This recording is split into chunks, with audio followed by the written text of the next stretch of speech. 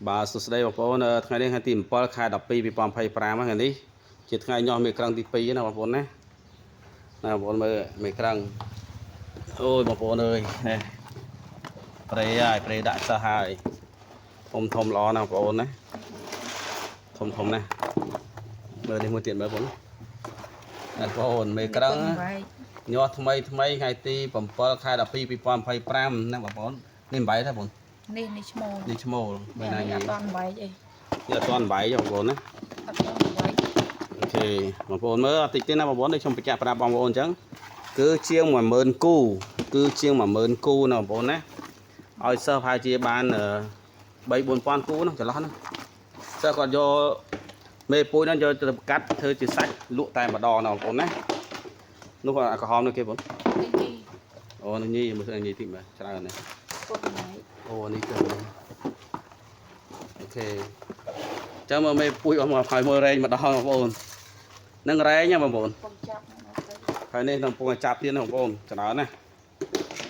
នោះឈុត300ឈុតជាងហើយនេះពងរាវនេះចេញមកច្រើនណាស់ ចេញច្រើនណាស់ដល់ខោទៅ ចឹងបងប្អូនមើលទៅលក់ដាច់បងប្អូនដឹងហើយបើសិនយើងលក់មិនដាច់អត់មានទីផ្សារទេមិនមែនខ្ញុំធ្វើដល់ថ្នាក់ហ្នឹងទេបងប្អូននេះអូនេះមិនតាន់ញុះហ្នឹងនេះមើលរែងមកទៅវ៉ាដល់កបងប្អូនអើយនឹងយើងចាប់រ៉ាំរែងបងប្អូនយើងរែងចឹងវាងាយស្រួលចឹងដូចខ្ញុំបញ្ជាក់ចឹងបងប្អូនខ្ញុំធ្វើម្ដងច្រើនណាស់បងប្អូនមើលកសិដ្ឋានខ្ញុំទៅដឹងហើយណាបងប្អូនណា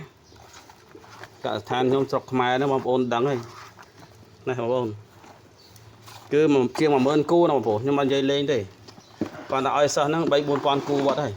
មេពុយ5បឋមនេះ មេពុយសរុប5កធនហើយនោះទៀតអាយុមិញទៀតហ៎តែនេះថ្ងៃទី2គឺយើងទុកថ្ងៃទី2ដើម្បីបំពន់តម្លាក់ឲ្យសិស្ស3ថ្ងៃទៅ5ថ្ងៃបានយើងតម្លាក់ឲ្យសិស្សតែពីច្រើនយើង3ថ្ងៃយើងតម្លាក់ឲ្យដោយសារការផ្សាយតាមវរៈបុណ្យឋានគឺចំណាយពេល2ថ្ងៃអញ្ចឹងសរុបទៅដល់សិស្សគាត់អាចប្រកាសបានតែម្ដងណាបងប្អូនណានេះបងប្អូនដួងនេះគឺជាង300ឈុតហើយបងប្អូនណាជាង300ឈុតហើយកន្លែងយើងដូចខ្ញុំបញ្ជាក់យើងធ្វើមានអនាម័យបំផុតណាបងប្អូនណាគឺអនាម័យបំផុតមិនថាសាច់មិនថាអីទេការចិញ្ចឹមគឺទាមទារអនាម័យ 100% ណាបងប្អូនណាបងប្អូនមើលទីធ្លាទៅដឹងហើយឥឡូវនេះយើងកំពុងចាប់ថែមហើយនៅច្រើនណាបងប្អូននោះនេះទៀតទេពេលពុយដល់អត់ទាន់ញុះបងប្អូនហើយស្អែកខាងស្អែកនេះគឺយើងចាប់ដើមដាក់ទៅឲ្យសិស្សហើយសិស្សគាត់មើលវីដេអូនេះគាត់ដឹងដែរព្រោះគាត់នឹងជឿជាក់លើមេពុយចំបងប្អូនមើលមេពុយទៅដឹងហ្នឹងចាំមើលមេពុយដឹងហើយដឹងសមត្ថភាពគ្រូមិនហើយអញ្ចឹងសិស្សដែលធ្លាប់រៀនមួយខ្ញុំគាត់ដឹងណាបងប្អូនណាសិស្សមួយចំនួនគឺគាត់ជោគជ័យខ្លាំងណាជោគជ័យខ្លាំងរហូតដល់ខ្លាចជាគ្រូគេទៀតឥឡូវសិស្សខ្ញុំ 80% ដែលខ្លាចជាគ្រូគេណាបងប្អូនណាអញ្ចឹងបើសិនបងប្អូនមានចំណាប់អារម្មណ៍ចង់ចិញ្ចឹមដួងចិញ្ចឹមអីតាក់ទងខ្ញុំមកមិនបារម្ភទេហើយបើមេពូជខ្ញុំធានាថាមេពូជខ្ញុំគឺថ្មី 100% ជាមេពូជដែលធំហើយអាយុ55ថ្ងៃនេះដួងបានខ្ញុំយកទៅឆ្លោះទៅជាមេពូជណាបងប្អូនណាអញ្ចឹងបងប្អូនមិនបារម្ភថាតិចទិញបោះលោកគ្រូតិចយកមេពូជមកទឹកអីឲ្យអត់ទេខ្ញុំរកស៊ីអត់បោកប្រាស់គេទេណាបងប្អូនណារៀនជាមួយខ្ញុំធានាលើការបរៀនធានាចេះ 100% ទៀតបងប្អូនដាក់លុយឲ្យខ្ញុំមិនអាចអត់បរៀនបងប្អូនទេគឺធានាលើការបរៀនឲ្យពេញលេញណាបងប្អូនណា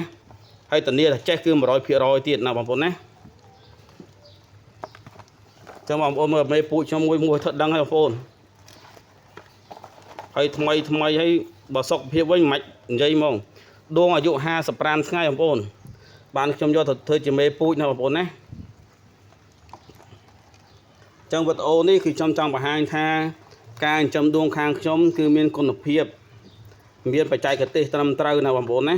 បរិញ្ញាគឺបរិញ្ញាពីពេលចាប់ផ្ដើមរហូតដល់ភ្ញាស់មេពូជអញ្ចឹងតែម្ដងណាបងប្អូនណាអញ្ចឹងបើសិនបងប្អូនមានចំណាប់អារម្មណ៍ចង់បរិញ្ញាចិញ្ចឹមដួងតាមលក្ខណៈបច្ចេកទេសតាមលក្ខណៈនៃគុណភាពនៃសាច់ដួងដែលឆ្ងាញ់អីគឺតាក់ទងខ្ញុំសូម្បីចំណីក៏យើងប្រើជាចំណីជាកន្ទក់ពោតក្រហម 100% ដែរណាបងប្អូនណាអូខេអញ្ចឹងខ្ញុំមានតែប៉ុណ្្នឹងណាបងប្អូនណាដោយសារឥឡូវហ្នឹង